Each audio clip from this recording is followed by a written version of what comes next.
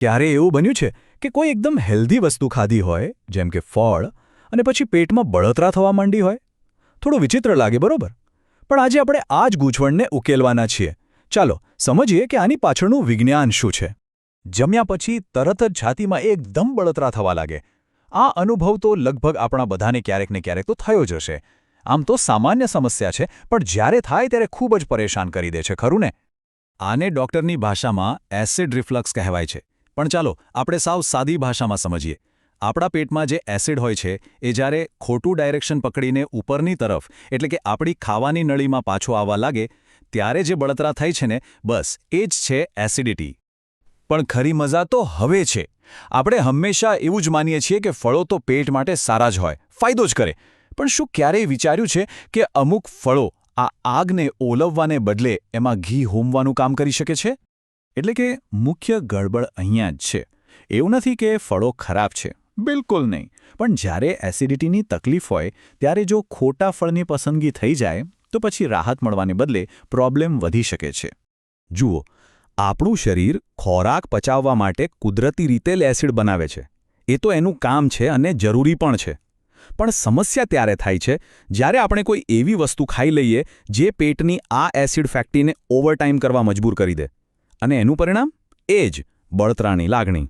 તો ચાલો હવે સીધા મુદ્દા પર આવીએ.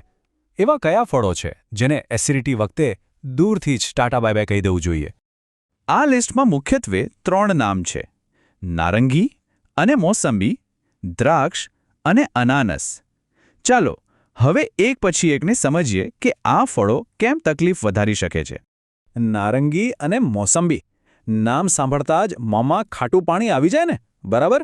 બસ આ જ ખટાશ, એટલે કે સાઇટ્રિક એસિડ, પેટમાં જઈને સીધો જ એસિડનો પાવર વધારી દે છે, જાણે કે બળતી આગમાં થોડું પેટ્રોલ છાંટ્યું હોય. અનાનસની કહાણી પણ કંઈક આવી જ છે. એમાં પણ ભરપૂર માત્રામાં સાઇટ્રિક એસિડ હોય છે. એટલે ભલે એ કેટલું પણ હેલ્ધી કેમ ન હોય, એસિડિટી વખતે એને ખાવાનો અર્થ છે તકલીફને સીધું આમંત્રણ આપવું. હવે દ્રાક્ષનો કેસ થોડોક અલગ છે. એમાં ઓક્સેલેટ નામનું એક તત્વ હોય છે. આ તત્વ આપણા શરીરના એસિડ આલ્કલાઇન બેલેન્સને, એટલે કે પીએચ સંતુલનને હલાવી નાખે છે. અને જેવું આ બેલેન્સ બગડ્યું કે એસિડિટીની સમસ્યા વધી ગઈ. સારું, તો કયા ફળો નથી ખાવાના એ તો સમજી લીધું.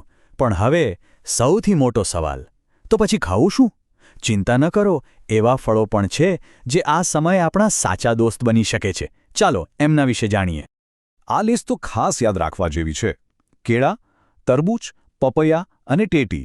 આ બધા ફળો પેટ માટે એકદમ કૂલિંગ એજન્ટ જેવું કામ કરે છે, કેમ કે એમાં પાણી વધારે અને એસિડ ઓછો હોય છે.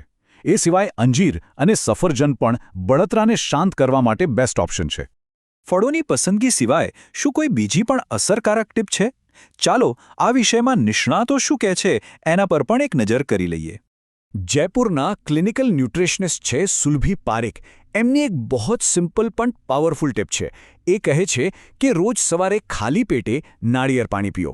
આનાથી પેટમાં એકદમ ઠંડક વળી જાય છે અને આખી પાચન સિસ્ટમ પણ સેટ થઈ જાય છે. તો આટલી બધી વાતચીતનો સાર શું? એને આપણે 3 સિમ્પલ સ્ટેપ્સમાં સમજી શકીએ. પહેલું, એ ઓળખો કે કયા ફળો તકલીફ આપે છે.